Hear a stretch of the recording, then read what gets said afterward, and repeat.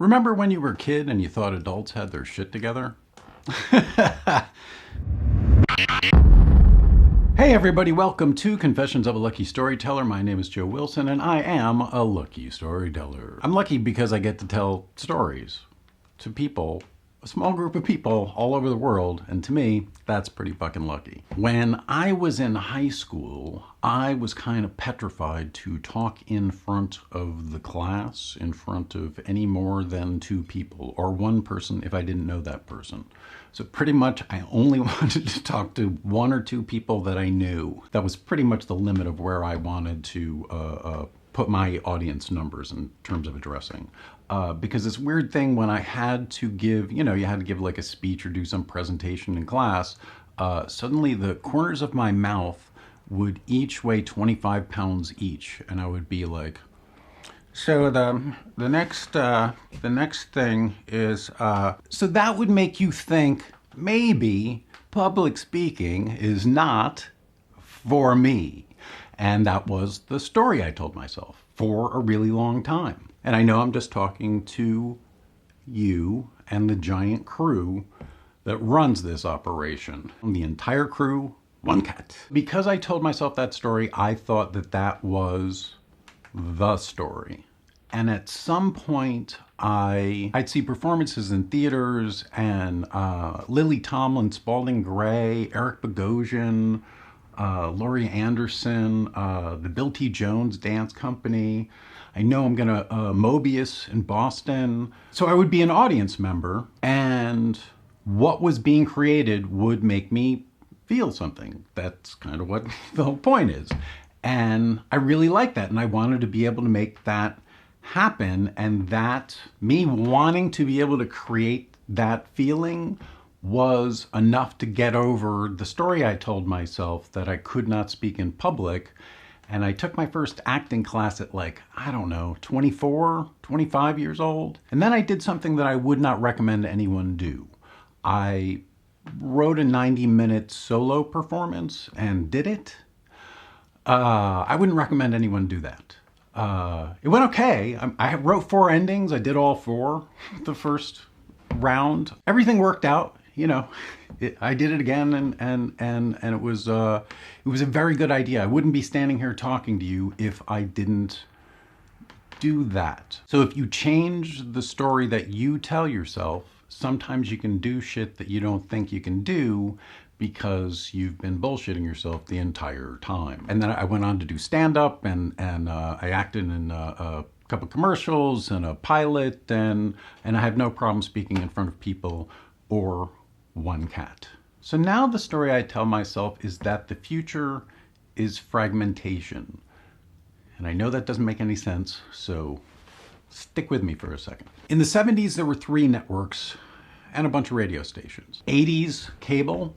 90s, more and more cable, internet. Now you know where we are. You know how many networks there are between actual networks, cable networks, and online networks. There has never been this many stories being told to this many people in the history of everything. This has never happened before. It's really bad if you are in the movie business or the TV business, I think.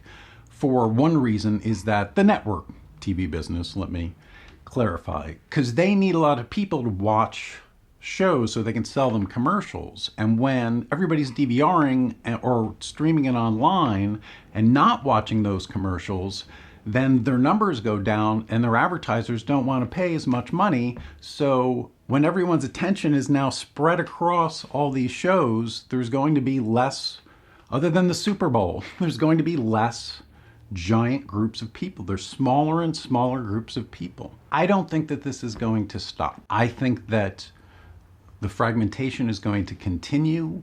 There are going to be more stories told, more ways, in more languages, everywhere than has ever happened before. So I think if you are somebody who's got this kind of gotta be number one mentality, or need to go viral mentality, or need to be a bestseller mentality, or any of that measurement stuff, I think it's gonna be really hard to keep your spirits up, for lack of a better term, when everything's based on the numbers.